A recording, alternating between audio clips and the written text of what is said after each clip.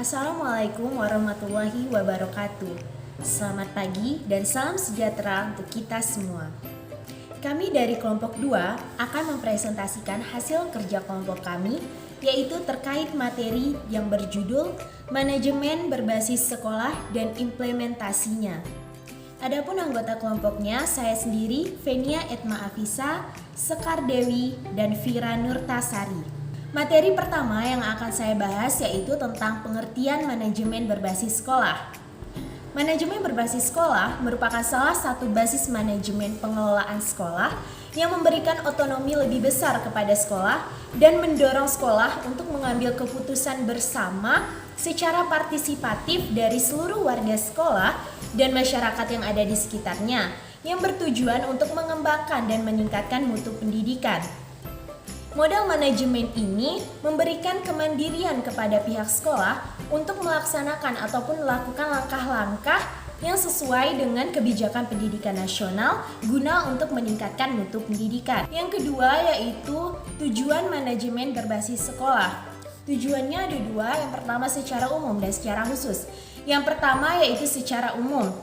Manajemen berbasis sekolah bertujuan untuk memandirikan atau memberdayakan sekolah melalui pemberian kewenangan atau otonomi kepada sekolah untuk mendorong sekolah melakukan pengambilan keputusan bersama secara partisipatif oleh seluruh warga sekolah dan masyarakat sekitar yang tentunya bertujuan untuk meningkatkan mutu pendidikan.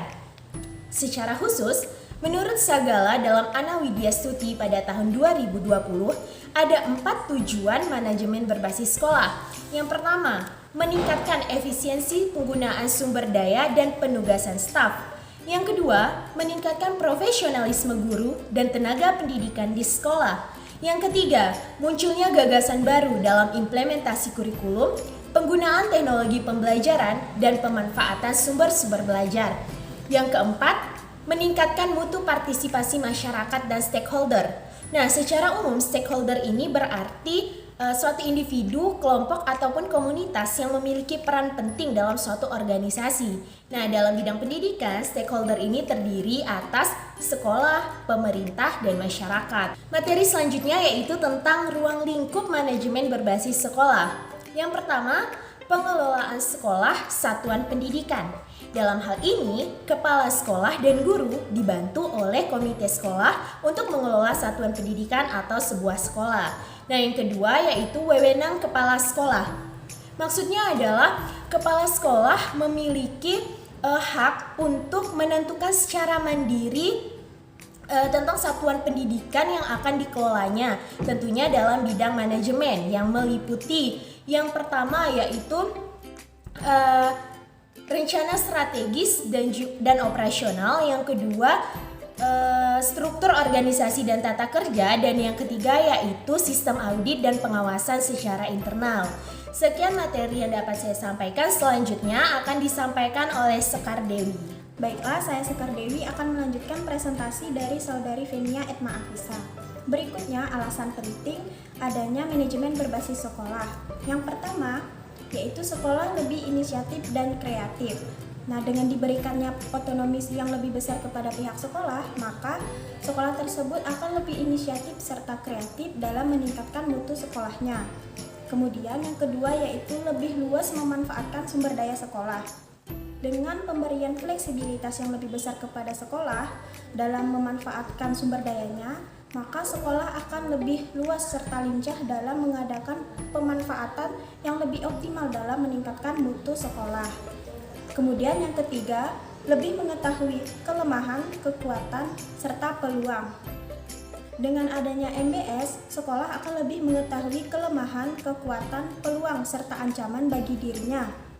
Sehingga dengan begitu sekolah akan melakukan pengoptimalan pemanfaatan sumber daya guna memajukan sekolahnya.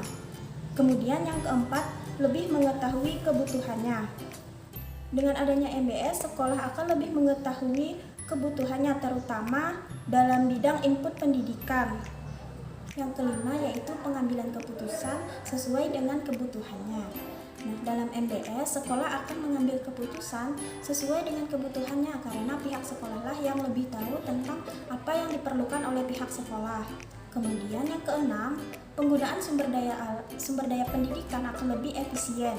Nah, penggunaan sumber daya pendidikan akan lebih efektif serta efisien apabila dikontrol langsung oleh masyarakat setempat. Kemudian yang ketujuh, keterlibatan semua warga sekolah dan masyarakat. Dengan terlibatnya semua warga sekolah dan masyarakat dalam pengambilan keputusan, maka akan menciptakan transparansi dan akuntabilitas bagi sekolah. Kemudian yang kedelapan, sekolah bertanggung jawab secara penuh. Nah, sekolah dapat bertanggung jawab tentang mutu pendidikan masing-masing kepada pemerintah, orang tua, peserta didik, serta masyarakat guna mencapai sasaran mutu pendidikan yang telah direncanakan. Kemudian yang terakhir, melakukan persaingan sehat dengan sekolah lain. Dengan adanya MBS, sekolah dapat melakukan persaingan secara sehat dengan sekolah lain guna meningkatkan mutu pendidikan sekolah. Berikutnya, prinsip manajemen berbasis sekolah. Terdapat 4 prinsip dalam manajemen berbasis sekolah. Yang pertama yaitu prinsip ekuifinalitas. MBS menekankan pada area fleksibilitas, sehingga sekolah harus dikelola oleh warga sekolah menurut kondisi mereka masing-masing. Sekolah juga harus mampu berbagi solusi dari semua permasalahan sekolah secara efektif dan efisien berdasarkan kebutuhan lingkungan. Yang kedua yaitu prinsip desentralisasi. Seperti yang kita ketahui bahwa pengelolaan sekolah dan aktivitas pengajaran tak dapat dielakkan dari kesulitan dan permasalahan. Hal ini dikarenakan pendidikan merupakan masalah yang rumit dan kompleks sehingga memerlukan desentralisasi dalam proses pelaksanaannya. Prinsip yang ketiga yaitu prinsip kemandirian. MBS ini memberikan kesempatan bagi sekolah untuk melakukan pengelolaan secara mandiri dan dengan kebijakannya masing-masing. Sekolah memiliki otoritas sendiri untuk mengembangkan tujuan pengajaran, strategi pengelolaan, pendayagunaan sumber daya manusia, strategi problem solving yang dilakukan melalui diskusi terbuka bersama stakeholder tanpa intervensi dari pihak lain. Kemudian prinsip yang terakhir yaitu prinsip inisiatif manusia. MBS ini bertujuan untuk membangun lingkungan yang sesuai dengan warga sekolah agar dapat bekerja dengan baik dan mengembangkan potensinya. Oleh karena itu, peningkatan kualitas pendidikan dapat diukur dari perkembangan pada aspek sumber daya manusianya. Yang berikutnya yaitu karakteristik manajemen berbasis sekolah. Yang pertama, sekolah dijalankan untuk mewakili harapan bersama. Karakteristik yang kedua, aktivitas pendidikan berdasarkan karakteristik sekolah. Yang ketiga, terjadinya proses perubahan strategi manajemen. Dan yang keempat, kewenangan dalam pengelolaan sumber daya efektif. Baiklah, sekian presentasi dari saya, akan dilanjutkan oleh Saudari Fira Nurtasari. Selanjutnya di sini saya Fira Nurtasari akan menjelaskan mengenai karakteristik manajemen berbasis sekolah. Yang kelima yaitu adalah sekolah berperan mengembangkan inisiatif dan kreatif. Yang keenam, sekolah menekankan hubungan antar manusia yang cenderung terbuka untuk menciptakan suasana kerjasama dan gotong royong. Yang ketujuh yaitu adalah peran administrator sangat penting. Selain peran dari kepala sekolah, peran administrator di sini juga sangat penting dalam pelaksanaan manajemen berbasis sekolah. Yang kedelapan yaitu adalah efektivitas sekolah dinilai menurut indikator multitingkat dan multisegi. Indikator multitingkat yaitu tingkat sekolah, tingkat kelompok, dan individu. Sedangkan indikator multisegi yaitu berupa input, proses, output, serta perkembangan peserta didik. Selanjutnya yaitu mengenai implementasi manajemen berbasis sekolah. Dalam strategi jangka pendek manajemen berbasis sekolah yang mana ini bertujuan untuk pengelolaan dana yang diberikan oleh pemerintah kepada sekolah secara mandiri. Sedangkan untuk strategi jangka panjang manajemen berbasis sekolah yaitu telah tercantum pada tujuan secara umum yang telah dijelaskan pada slide sebelumnya.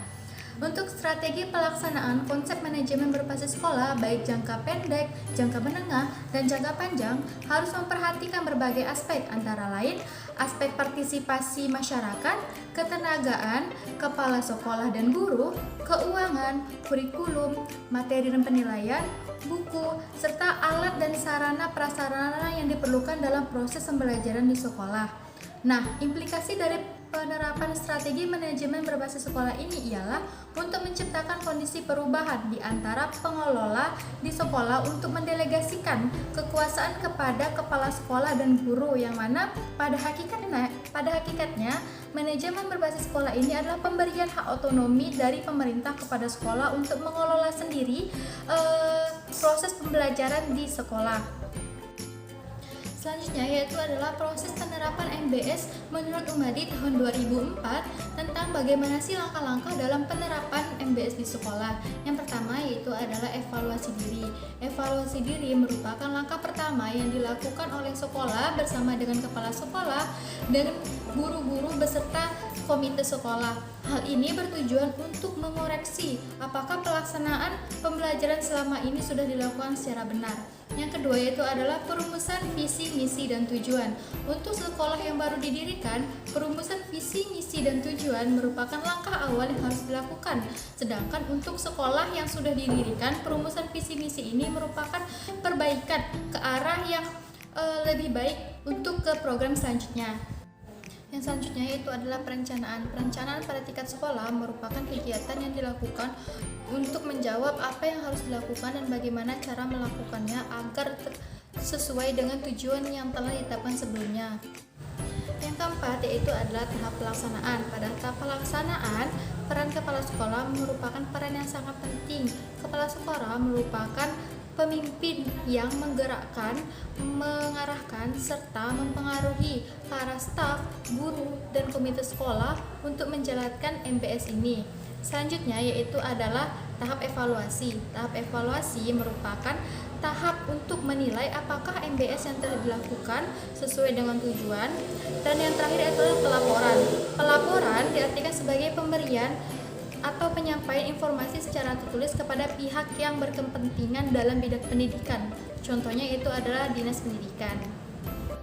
Selanjutnya, ada beberapa contoh penekanan manajemen berbasis sekolah di beberapa negara.